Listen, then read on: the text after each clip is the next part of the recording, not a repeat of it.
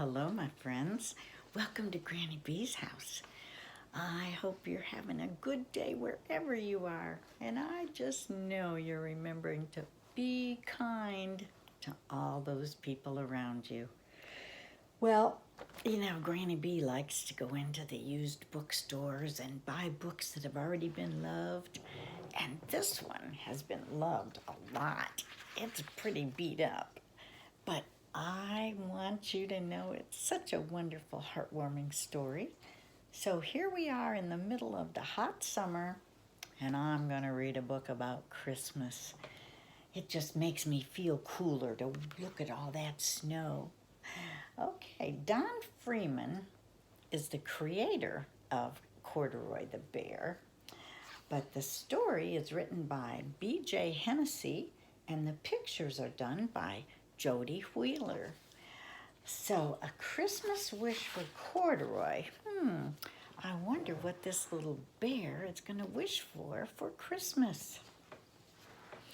Okay, Granny B's going to get out of the way so you can see these pictures.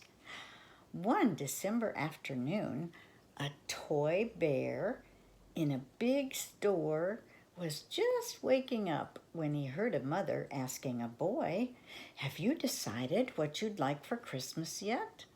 The bear sat a little taller and perked up his ears. Maybe this boy wanted a bear.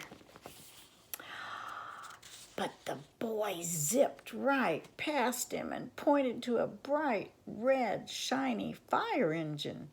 "I'm going to ask Santa for a fire truck with a big ladder and a bell," the boy said.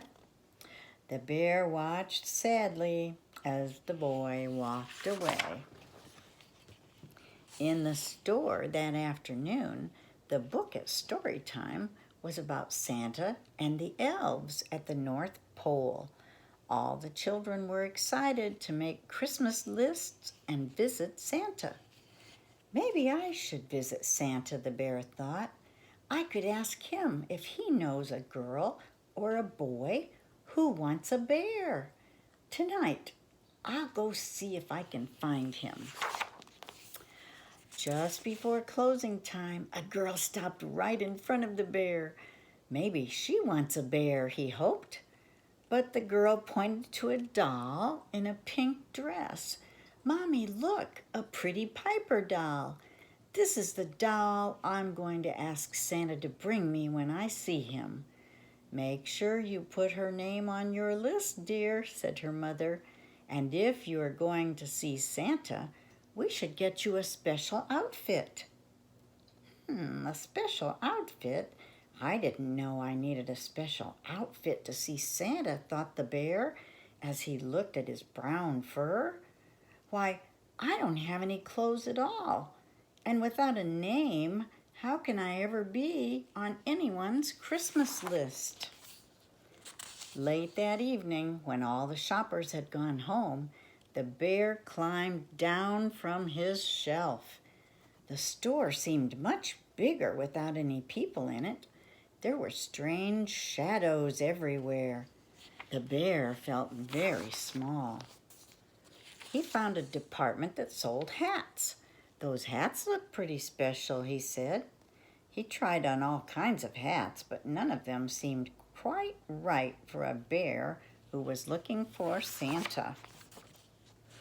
Next to the hat department was the shoe department.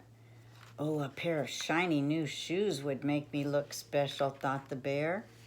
But all the shoes were much too big. Then he spotted the children's clothing department. Surely he would find an outfit there, but the only clothes his size were the baby clothes. So the bear kept looking. Up ahead, he saw a sign with Santa's picture on it. "This must be the way to the North Pole," he said. "That's just where I want to go." He followed the signs until he almost bumped into a reindeer. "The North Pole looks exactly like it did in the book," said the bear. There were trees with reindeer and a workshop for Santa. He went inside to take a look. "This is a very little workshop," said the bear. He sat down in a chair. It was the perfect size. He looked around the room.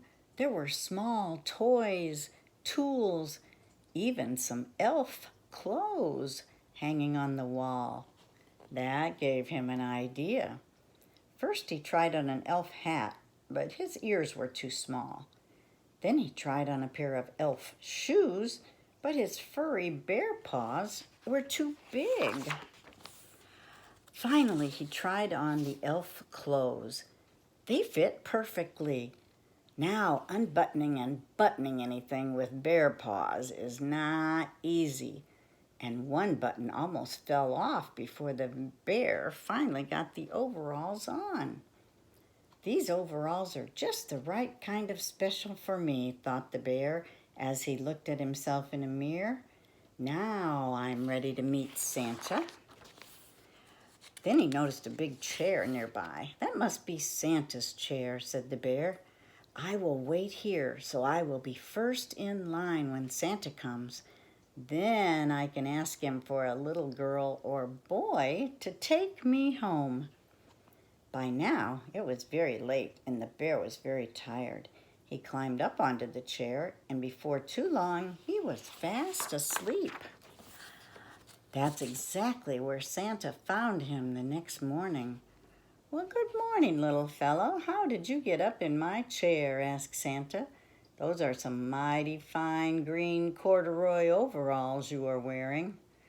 A good-looking bear like you should be with the other toys. Mrs. Claus, would you please bring Corduroy back to the toy department? Asked Santa. Santa called me Corduroy, thought the bear. I have a name. Now I can be on someone's Christmas list. The bear was finally ready to tell Santa his Christmas wish. But before Corduroy could say a word, he was on his way back to the toy department with Mrs. Claus. Past the clothes, past the shoes, and past the hats, farther and farther away from Santa until he was back where he started. We found Corduroy Bear on Santa's chair this morning, Mrs. Claus explained to the saleslady. Doesn't he belong in your department?